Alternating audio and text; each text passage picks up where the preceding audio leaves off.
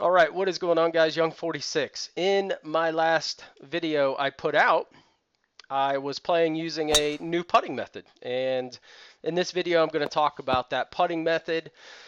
I will tell you, this is a feel putting method. It does not involve dot counting. So if there's any, I know people love to hate on the dot counting. So this might be a good putting method for you. If you like to dot count, I also think it could be a good method just to kind of help validate some dot counting. Um, I don't have a catchy name for this. I've just been calling it the white line or straight line method. I'll kind of tell you why here in a minute.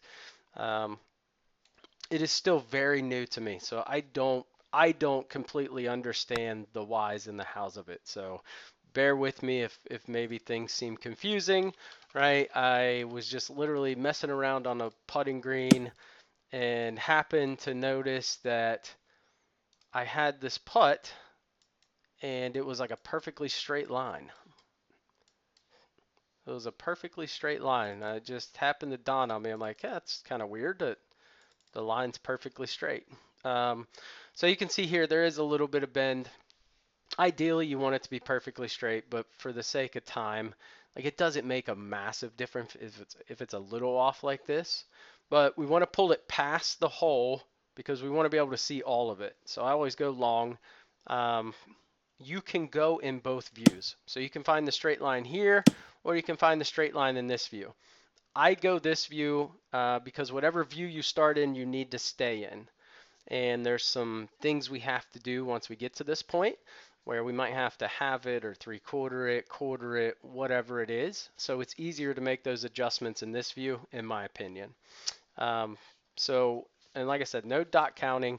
All we're going to do from here, we're going to click even with the hole, and then we're just literally looking at the dots and saying, okay, are these dots moving normal speed, faster than normal, slower than normal? Obviously, in this case, it's slower. And what normal means, I don't know, guys. Again, I'm not counting the dots. It's just visually, this is like a 3-second look where I'm just saying, okay, these are slower. I would say it's probably 50% slower than normal, maybe 60, somewhere in that range. So when I've got my straight line, all I'm doing, and I like to put the flag in, I would say, roughly half. So I would say it's about right there. Then I'm giving it the eyeball test. You know what? Maybe it's like 40% actually. So then I'll come in 10% more, hit the putt. I mean, that's it. This is not a super complex method here, if we're being honest. And like I said, I just happened to come across this screwing around on the putting green and noticed there was a straight line and thought that was kind of weird. Now, I was spoiled at first because the white line, the straight white line, was actually the line for probably the first 2 or 3 putts I hit. So I thought, oh my God, like, is this a cheat code? Like, all you gotta do is just find a straight line. Um, I would say probably 10, 15% of the time it ends up being that. Could be more, could be less, I don't know. But yeah, it's really interesting, and I've dropped some pretty difficult putts using this method.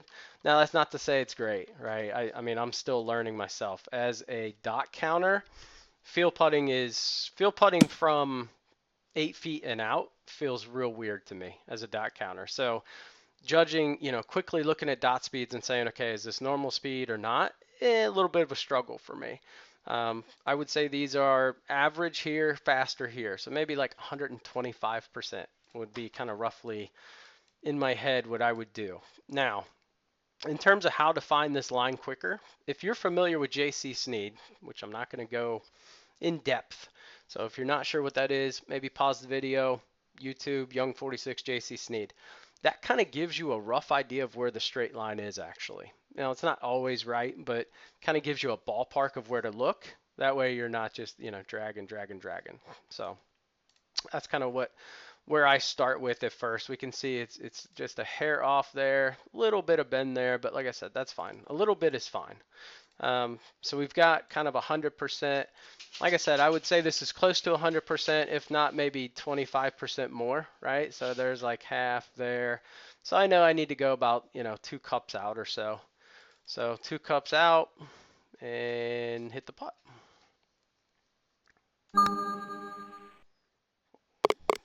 Again, I don't know why it works, and not to say it works every time, right? Because there are times where it doesn't work. So I've had rounds where I have just putted insane with this, and I've had rounds where it's been a struggle. And I think a lot of that's again just more. I'm not a field putter, so it's difficult sometimes for me to gauge kind of what I think it is, right? Is it 75%? Is it 100? Right? Those are typically what happens when I do this method in practice mode. I end up making it every time, right? It's just how many times does it take me to make it? So it's a really interesting method. I don't know if anyone's uncovered this before, right? Or am I rediscovering something? I would assume not, just because I've never heard of it. Um, but yeah, it's a crazy little method. So there are some times where you can't find the straight line this way. This might actually be one of them. Nah, it's not going to be. But let's say we couldn't. What's interesting is a lot of times, let's say the straight line was at like one grid, but it's on this side of the hole, opposite of the break. You just simply take it to that side, and it works. Again, I don't know why. Ironically, this ends up being about a grid.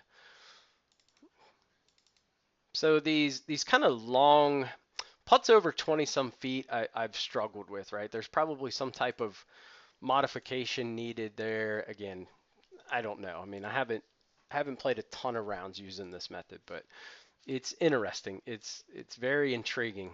Quick look at dots, I would say, 25, 30%, somewhere in that ballpark. So 25, there's 30. We just give it a quick eye. Yeah, it's probably, maybe a little high or it's spot on. I can't tell. Again, the feel aspect to me, just we haven't gotten there yet. But you can see, drops dead center. Um, I wish I knew. I wish I knew why it worked. It just seems to work, or I'm just getting really lucky trying this. I'm not sure, right? Can't rule that out. But I think it's really good. I think if you're a field putter, I would be really curious for field putters because I feel like they would acclimate quicker to gauging dot speeds, right? Because they do it on a daily basis. Dot counters probably, going to go through that period where it's difficult to tell, or maybe it's just me, but that's kind of been that's been my struggles is getting in tune with kind of the dot speeds and aligning them correctly. Um, all right, so we'll hit one more putt here. See if we can go 4 for 4. I don't know. And I would say do this first. I always forget to do that, but that way you kind of get a really good view of the dot speeds, right? Because this is faster, this is slower. I would say, 3/4, 60, probably 3/4 dot speed there. Just a rough estimate. So we kind of find our spot here. Again, if it's not dead perfect, it's okay, right? The cup is kind of big. So we go here. Half just seems like that's not enough. 3/4 to me seems like a lot. So maybe it's actually, 60%. So that would be about right there. And then we go. Yeah, probably 50%, right? So got to get that. Again, it's more about getting the feel of it down. But interesting method. So play around with it. Again, if you have questions, all right, I mean, I'm learning myself, so I don't have all the answers here. I found this very intriguing. Again, had rounds where when I'm seeing the dots really well, I'm just making some insanely difficult putts, um, you know, 30, 40, 50 footers and not taking me long at all, right? But again, there's also rounds where I'm missing 6 footers and 7, 8 footers like crazy. So let me know what you think. In the comments below. If you find out something, post it and let's maybe learn this together here.